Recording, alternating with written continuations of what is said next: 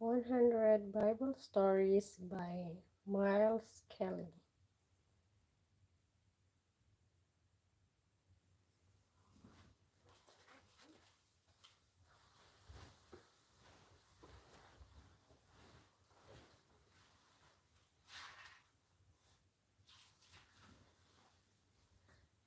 The Creation of the World. In the beginning, God lived in darkness. There was nothing else except for a vast ocean that rushed and raged over a mass of land that lay beneath. Then God had an idea. Let there be light, he said. And mysteriously there was. God liked the brightness. He enjoyed it for a while, and then called the darkness back for another turn. That was the very first day and night. When God lit up the second day, he had another idea.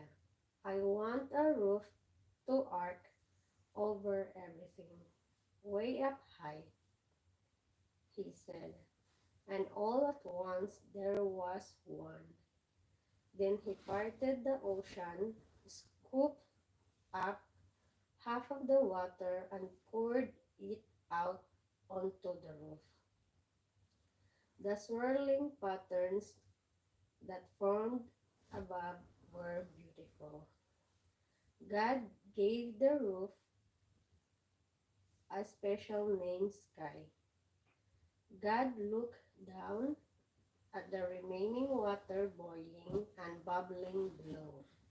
Move aside so the land can show through, he ordered, and it did. The land rose up, and the water swirled around it. God was very pleased and decided to call them earth and sea. But he told the land, look too bare. God imagined grass and flowers and bushes and trees.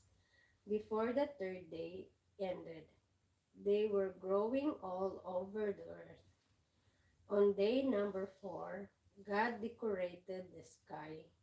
In it, he hung a blazing hot light called the sun, a pale, cold light called the moon, and millions of burning, twinkling stars.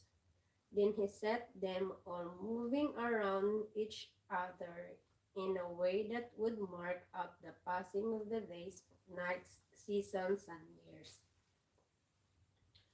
Next, God looked over his creation and decided that he wanted things to live in it. He spent the fifth day imagining all sorts of creatures that floated, swam, and dived in the water, and that soared, hovered, and buzzed in the air. Suddenly, the sea was filled with fish and sea creatures, and the air was busy with birds and insects. On the sixth day, God imagined creatures that galloped, hopped, and slithered. Creatures with fur, scales, and shells, and with claws, hooves, and horns. Creatures that barked, hissed, howled, and grunted. All at once, the earth was alive with all kinds of animals. Last of all, God took a handful of earth and molded it into a figure that looked just like him. He bent down and breathed into the figure's nostrils.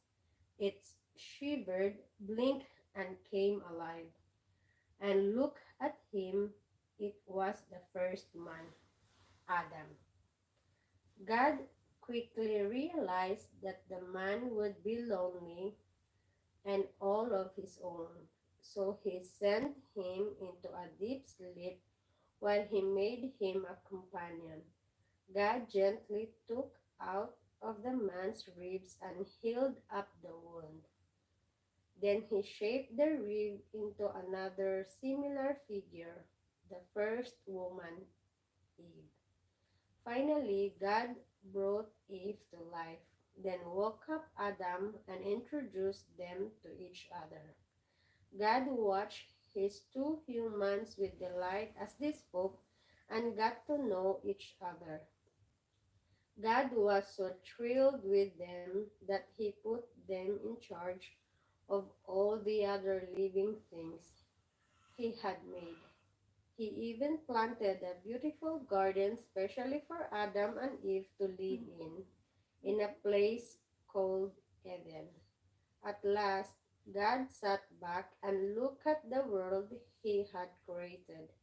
He had used every color, shape, and texture, and every size, sound, and scent that he could think of. God was very pleased with everything and decided that he had done enough. He spent the seventh day relaxing after all his efforts. God ordered that from then on, every seventh day should be a special day of rest in memory of when he had completed his wonderful work. And that is how the world was made. Thank you, Lord. Good night. Happy Sunday. Blessed Sunday.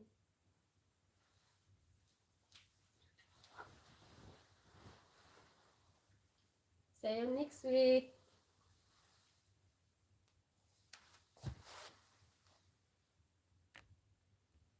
May tatlong nanonood, anak.